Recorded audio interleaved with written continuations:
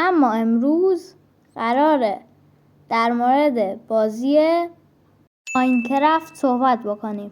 قبل توضیحات این بازی اوپن ورلد هستش و میتونین راحت داخل دنیای خود بازی دور بزنید و کیف کنید. 1. ماینکرافت بازیش مولتی پلیر هم میتونین اجراش بکنید و با دوستاتون میتونین راحت کیف کنید. 2. این حیوانات با شما هیچ کاری ندارن، خیالتون قشنگ راحت باشه. این حیوانات رو ساختن که مثلا مزرعه بخواین بسازید و اینا باشن. این شخصیت های بد بازی هستن و شما باید با اونها مقابله کنید و سعی کنید اونها رو از بین ببرید.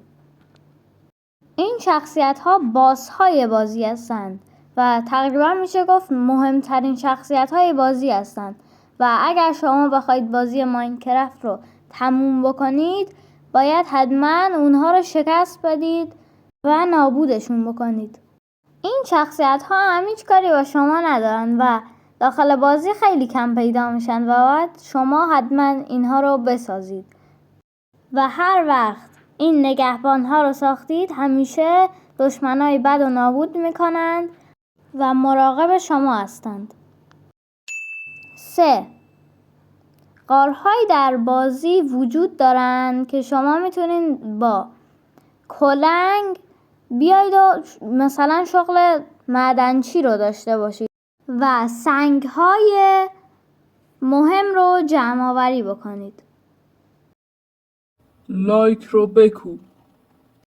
لایک رو بکوب. مرسی که ساب کردی.